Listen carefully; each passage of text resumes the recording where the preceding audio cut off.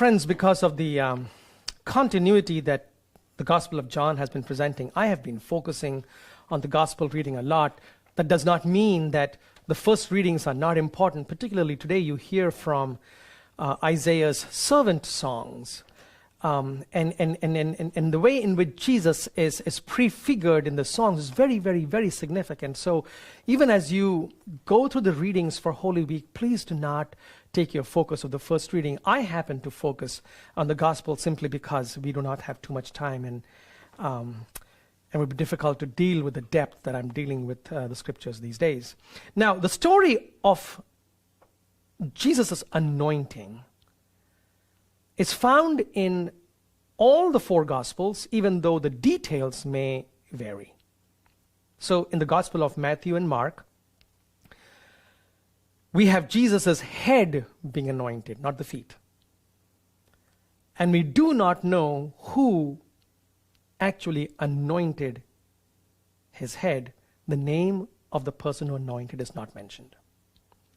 In the Gospel of Luke, we have the story in a very, very different way. You have a very sinful woman coming to the house of Simon the Pharisee and anointing Jesus' feet and then wiping it with her hair.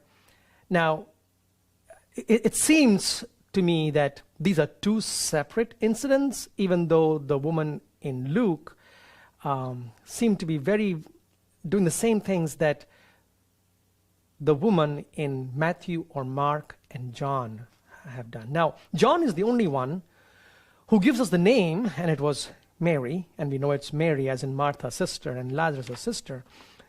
But then she anoints the feet.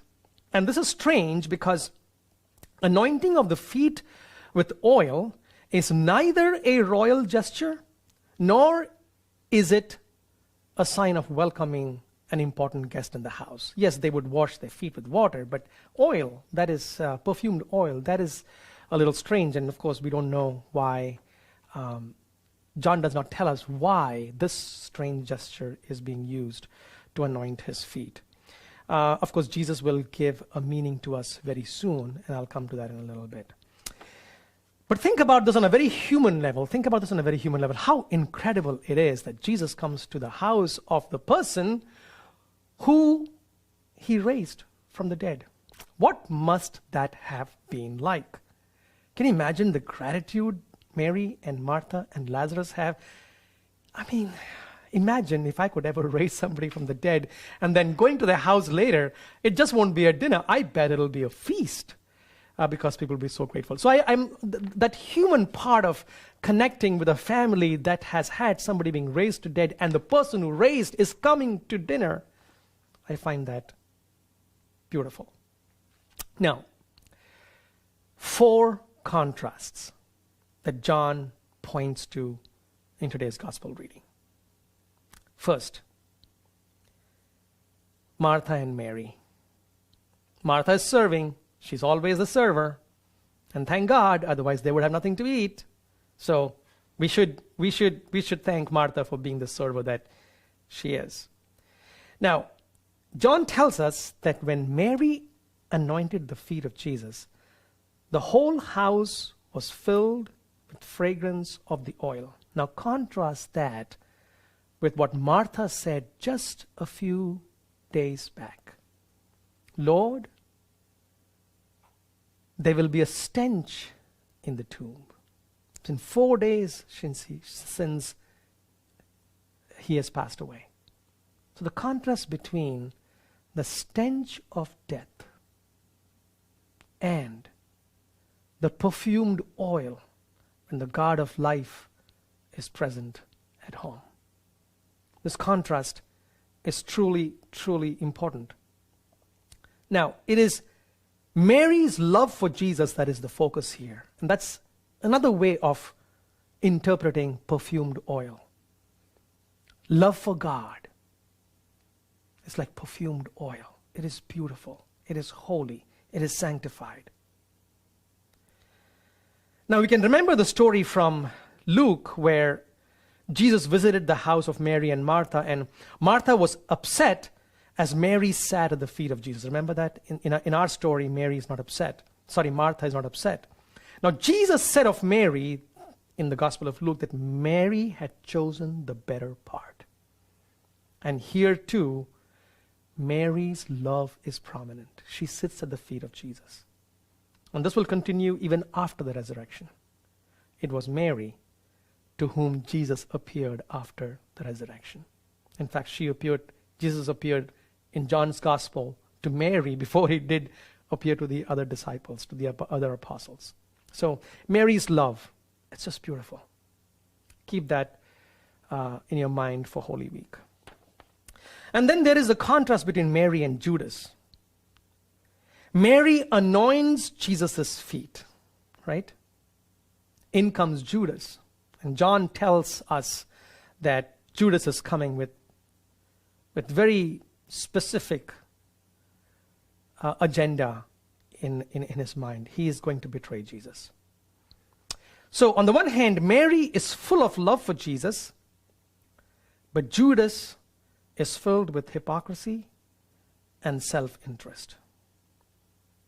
So we have here Mary who shows superabundant generosity, a liter of oil. And here is Judas, who says he loves the poor, but we know that he is being cunning. The third contrast. Jesus was at the house of Lazarus, whom he raised to life, but his feet are being anointed for his own burial. And Jesus now explains the meaning of his feet being anointed with perfumed oil. Folks, Lazarus' fate will also be our destiny. The resurrection of Lazarus is also our resurrection. Thanks be to Jesus Christ, who accepted his fate, which was death. So our resurrection is his death. His death is our resurrection. But I find it truly intriguing that Jesus is in the presence of a person whom he raised to life, and there his feet are being anointed for his own burial. And fourth contrast, Jesus and his opponents. Jesus was in Bethany. He had brought Lazarus to life, and he invites everyone who believes in him to find life, everlasting life. So while Jesus is looking to bring life, his opponents are choosing to bring death.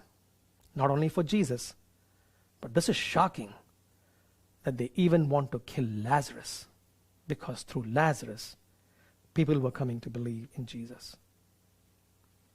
Now, whether Jesus' opponents succeeded in killing Lazarus or not, we do not know. John does not tell us that. But here is a contrast between Jesus, who is life, and sin, that is death. So, an aside, before the practical implication, just an aside, because this is misinterpreted by many people, and I think it leads to a lot of confusion. Jesus' statement about the poor as always being there is not an anti-poor statement. Here is what he's saying. He's saying that history has always produced poor people. Poor people is not God's doing.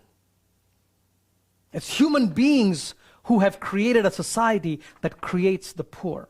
However, at this moment, redemption is going to cut through that historical reality. Jesus himself was poor. He invited us to be poor, or as Matthew would say, poor in spirit. Mary loved Jesus as the Messiah.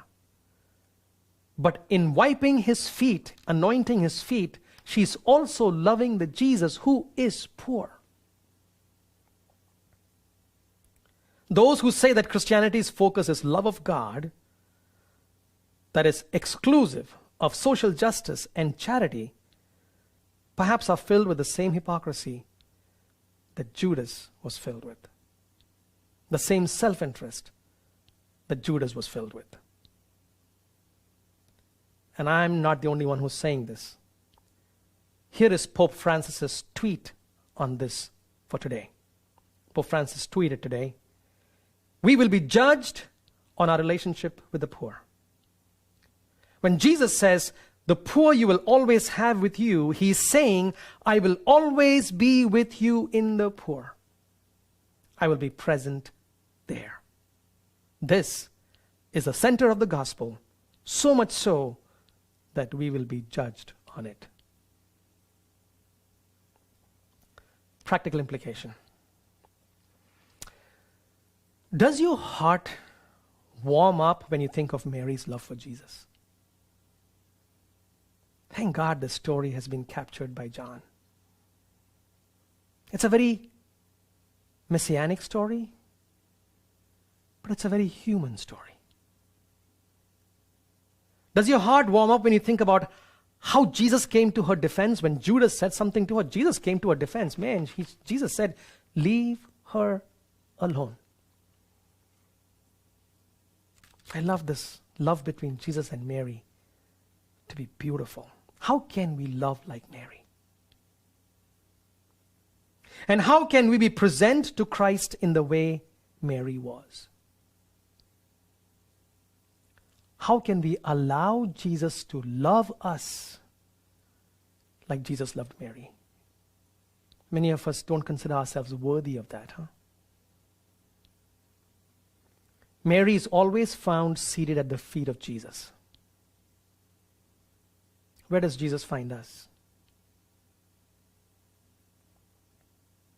Is the feet of Jesus my favorite place? So as we develop this genuine love for God, like Mary did, let's not forget the poor. Because Jesus teaches us to love God and love especially the poor. This is where Christ is found. Amen.